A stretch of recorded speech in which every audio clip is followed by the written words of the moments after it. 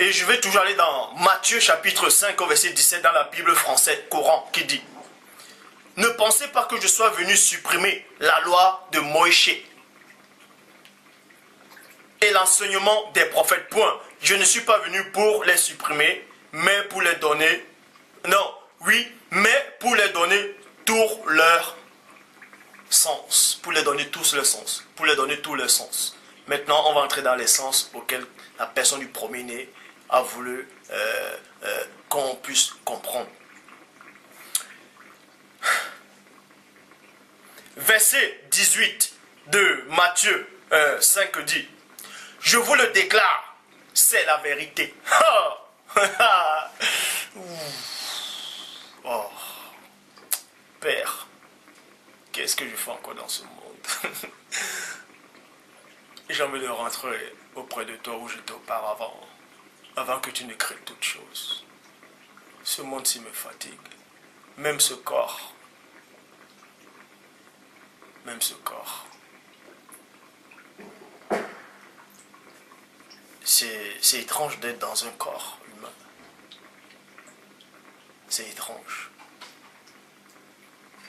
Donc, verset 18 de Matthieu 5 dit: je vous le déclare, c'est la vérité. Aussi longtemps que le ciel et la terre dureront, ni la plus petite lettre, ni le plus petit détail, ne sera supprimé de la loi, virgule. Et cela jusqu'à la fin de toutes choses. Et cela jusqu'à la fin de toutes choses.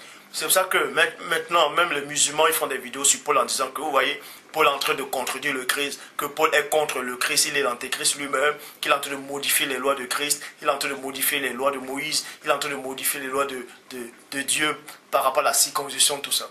Parce qu'eux-mêmes aussi n'ont pas compris le message de Paul. Paul n'a jamais contredit le Christ. Ce que vous avez mal compris. Quand Paul disait qu'on ne doit pas se justifier par rapport à la loi, c'est-à-dire que la loi, que Christ, vous allez même prendre le verset, vous donnez ce verset cadeau, dans Hébreux 10, Hébreux 10, c'est-à-dire Hébreux 10, que Christ en entrant dans le monde, c'est-à-dire il a aboli la première loi pour établir ainsi la seconde. Cette loi que Christ a abolie, ce n'était pas les 10 commandements. Ce n'est pas cette loi-ci.